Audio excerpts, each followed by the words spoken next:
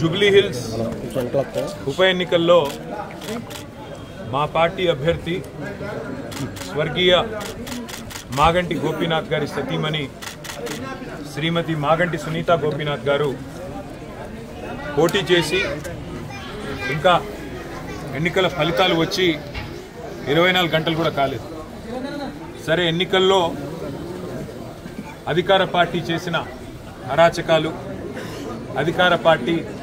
అధికార యంత్రాంగాన్ని అడ్డం పెట్టుకుని చేసిన దుర్మార్గాలు, ఎలక్షన్ కమిషన్ చేష్టలుడిగి కళ్ళప్పగిచ్చి చూసిన వైనం, ఎన్నిటి ఫలితంగా మేము ఎన్నికల్లో సాంకేతికంగా ఓడిపోవడం జరిగింది. కానీ ఎన్నికల ఫలితాలు వచ్చి 24 గంటలు కాకముందే మా పార్టీ కార్యకర్తలు, నాయకుల మీద ఇవాళ గూండాయిజానికి, రౌడీయిజానికి కాంగ్రెస్ పార్టీ ఏదైతే దిగజారుడు రాజకీయాలు చేస్తుందో, నేను రేవంత్ రెడ్డి గారికి ఒకటే చెప్తా ఉన్నాను. 10 ఏళ్ళు మేము ప్రభుత్వంలో ఉన్నప్పుడు మీరు ప్రతిపక్షంలో ఉన్నారు. ఎన్నడన్నా ఈరోజు ఇక్కడ మా సోదరుడు రాకేష్ క్రిస్టోఫర్ గారి మీద జరిగిన దాడి జరిగినట్టుగా ఒక ఉప ఎన్నికల్లో గెలిచిన తర్వాత ఎక్కడన్నా మా ప్రభుత్వ హయాంలో మా కార్యకర్తలు కానీ, మా పార్టీ నాయకులు కానీ హద్దులు దాటి ఈ రకంగా ప్రవర్తించారా ఒక్కసారి గుర్తు తెచ్చుకోండి. ఒకవేళ మేము కూడా ఆనాడు 7 ఉప ఎన్నికల్లో, 2 కార్పొరేషన్ ఎన్నికల్లో, జిల్లా పరిషత్ ఎన్నికల్లో గెలిచిన తర్వాత విజయ గర్వంతో విర్రవీగి నిన్న మీ వాళ్ళు ప్రవర్తించినట్టుగా మా పార్టీ గుర్తైన కారు గుర్తుని ఏదో ఊరేగింపు చేస్తూ, అవహేళన చేస్తూ చిల్లరగా ప్రవర్తించుంటే ఇవాళ మీరు ఎక్కడ ఉండేటోళ్ళో ఆలోచించుకోండి.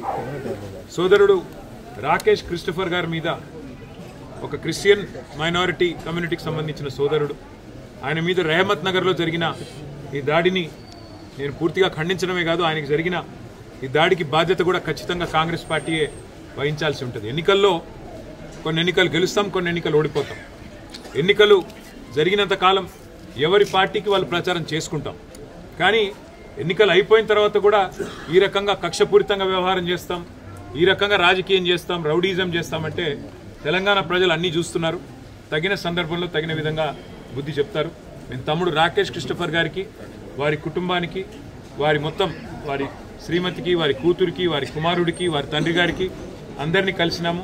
విష్ణువర్ధన్ రెడ్డి గారు, సునీత గారు, కౌశిక్ రెడ్డి గారు, అట్లాగే మా నాయకులు అందరం కూడా కలిసి, మా కార్పొరేటర్లు అందరం కూడా కలిసి ఆ కుటుంబానికి ధైర్యం చెప్పడానికి, ఎన్నికలు మా కుకట్పల్లి ఎమ్మెల్యే కృష్ణారావు గారు అందరం కూడా వచ్చి వారికి ధైర్యం చెప్పే ప్రయత్నం చేస్తూ ఉన్నాం.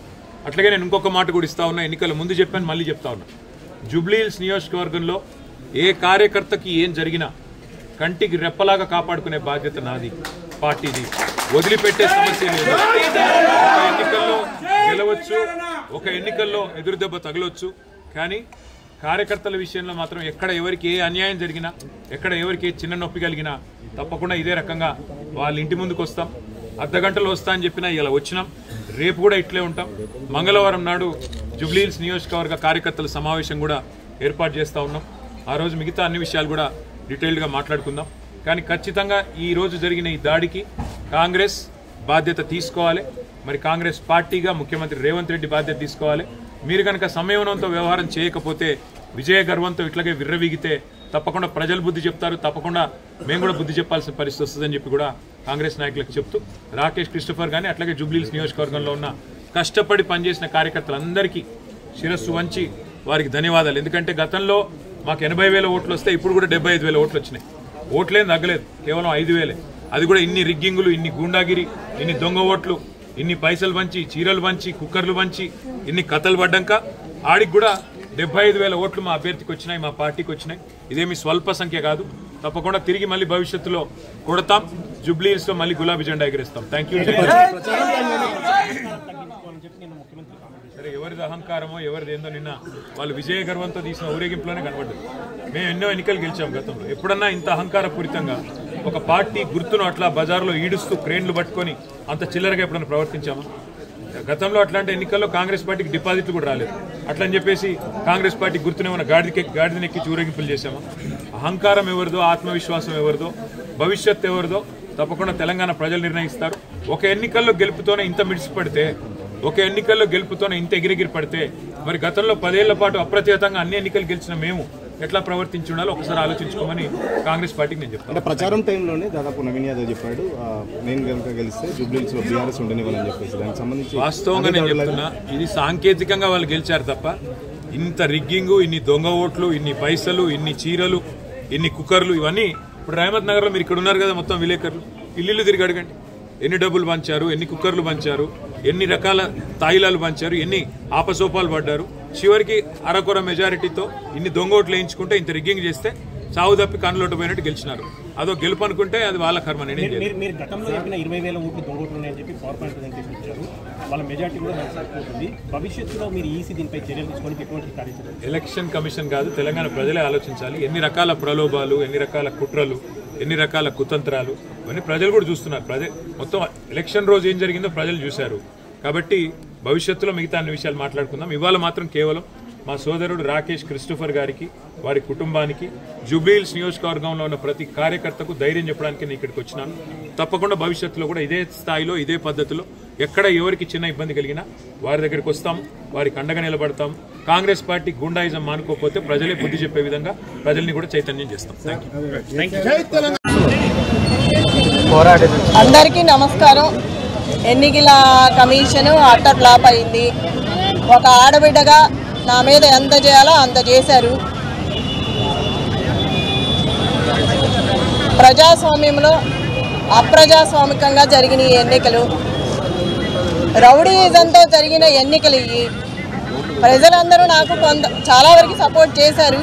వాళ్ళందరికీ నా ధన్యవాదాలు. ఈ ప్రజాస్వామ్యంలో ఈ అప్రజాస్వామికంగా జరిగిన ఈ ఎన్నికలు, దాని గురించి మనం అనుకోవాల్సిన అవసరం లేదు. మొన్న జరిగిన 11వ తారీఖు అందరూ చూశారు. ప్రతి ఒక్కళ్ళు ఏం జరిగిందో అందరికీ తెలిసి చెప్పాల్సిన అవసరం లేదు. రిగ్గింగ్లు, రౌడీజాలు, అదే పైకి వచ్చింది, అదే గెలిచింది. అది ఒక మహిళ మీద.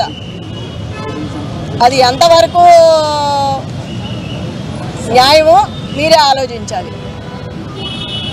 ప్రజలు కూడా ఆలోచించుకోవాలి. అంత భయపెట్టి భయాందోళనకు గురి చేసినా కూడా ఒక్కొక్కరు భయపడతారు, ఒక్కొక్కళ్ళు ధైర్యంగా ఉన్నారు.